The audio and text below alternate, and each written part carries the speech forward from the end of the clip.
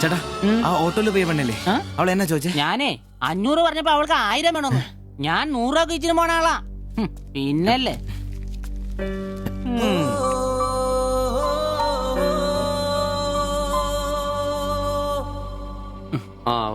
വന്നു മോനെ പടാ ചവിട്ടി പൊളിക്കണ്ട വരുവാ. വന്നു ഇത് പൊളിക്കൂ. നല്ല പൂസാണല്ലോ. ശരിക്കും കേട്ടിട്ടുണ്ടല്ലേ? എങ്ങനെ ഇവിടെ എത്തി?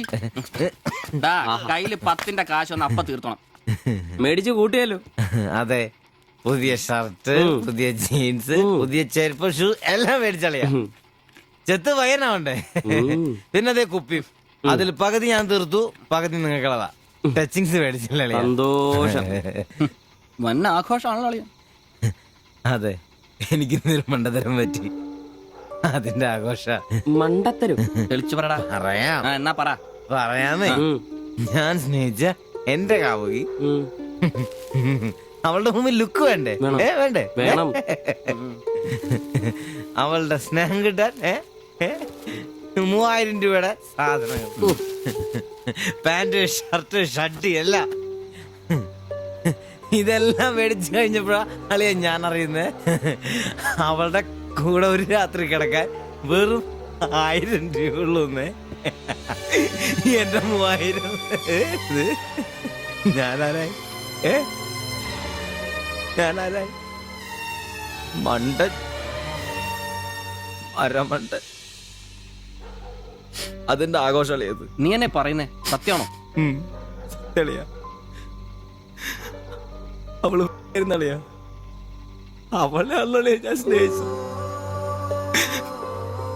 സ്നേഹിച്ച മഹാൻ, സ്നേഹിച്ച മഹാൻ.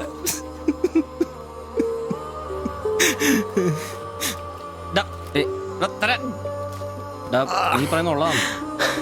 പിന്നല്ലാതെ 1000 രൂപ പറഞ്ഞവരുടെ കൂടെ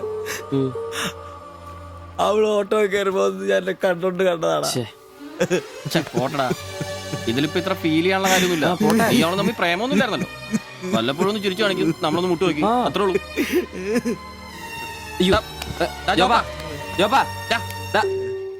പിടിച്ചു കിടത്തടാ. പിടിച്ചു പിടിച്ചു.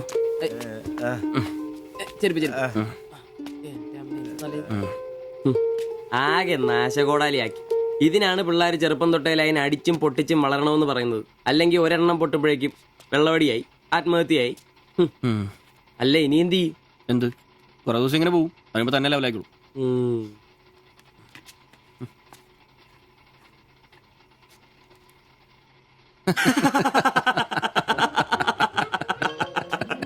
ഇത് ഇപ്പോഴെങ്കിലും അറിഞ്ഞാ നന്നായി. അതെ, 1000 രൂപ കിട്ടുന്ന സാധനത്തിന് 3000 മുടക്കിട്ട് വന്ന മണ്ടൻ. അല്ല, അവൻ നേരം വിളിപ്പിച്ചു, നമുക്ക് വിളിപ്പിക്കണ്ടേ? ഒഴിച്ചുണ്ടോ? ആളാവൂ.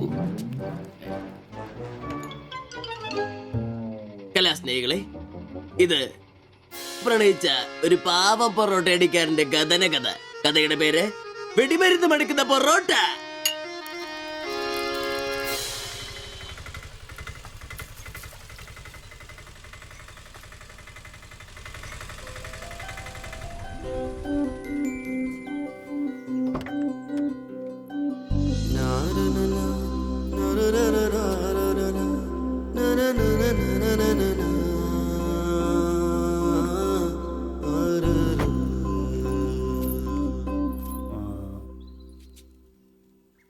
മാത്താച്ചൻ സാറിന്റെ വീട് ഇതല്ലേ? ആ? മാത്താച്ചൻ സാറിന്റെ വീട് ഇത് തന്നെയല്ലേ?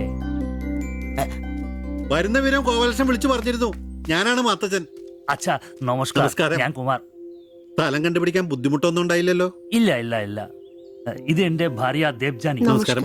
നിങ്ങളുടെ പഴയ മുതലാളി ഗോപാലകൃഷ്ണൻ എന്റെ അടുത്ത സുഹൃത്താ. കാര്യങ്ങളൊക്കെ അവൻ പറഞ്ഞിട്ടുണ്ടല്ലോ. ആ, സൗകര്യങ്ങൾ കുറവാ, പക്ഷേ ഈ ചുറ്റുവട്ടത്തെ മറ്റു വീടുകൾ വെച്ച് നോക്കുമ്പോ വാടകയും കുറവാ. അച്ഛാ അച്ഛാ. സ്വദേശം ബംഗാളാണല്ലേ? അതെ അതെ. കേരളത്തിലെത്തിയിട്ട് എത്ര 3 നാളായി? വർഷം കഴിഞ്ഞു. ഓ, മലയാളം എനിക്കറിയാം. ഇവൾ പഠിച്ചു വരുന്നേ ഉള്ളൂ. ഓ. കേട്ടാ മനസ്സിലാവും. പുതിയ ജോലി വല്ലതും? ഇല്ല, നോക്കുന്നുണ്ട്. സാരമില്ല, എല്ലാം ശരിയാവും. ആ, വരൂ, വീട് ഞാൻ കാണിച്ചു തരാം. ആ, ഓ, സാധനങ്ങൾ ഇറക്കാനുണ്ടല്ലേ? ആ. ആ, ഇത് ജോപ്പൻ, ഇവിടെ താമസക്കാരനാ.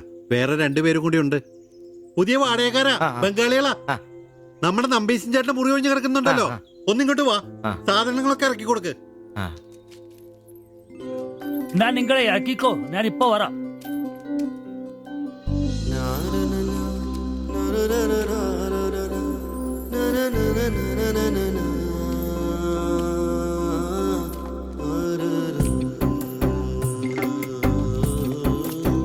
ഞാൻ പറഞ്ഞല്ലോ, സൗകര്യങ്ങളൊക്കെ കുറച്ച് കുറവാ. പാചകം സ്റ്റൗലായിരിക്കും അല്ലേ? അത് ഇവിടെ ആകാം. ഇത് ബെഡ്റൂമായിട്ട് ഉപയോഗിക്കാം.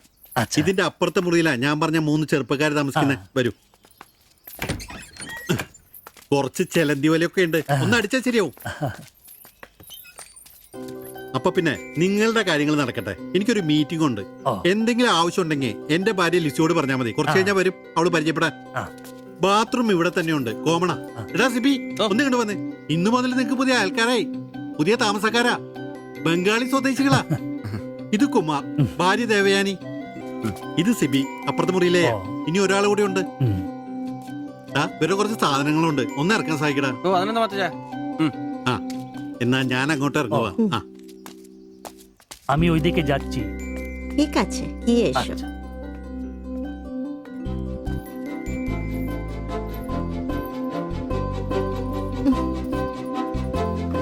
മലരെ നിന്നെ കാണാതിരുന്ന് കണ്ട് കണ്ട് മലരെല്ലാം കണ്ട്.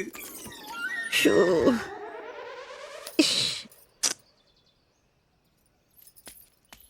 ഏ, അതേത് മലര്? ഓ, ഇല്ല,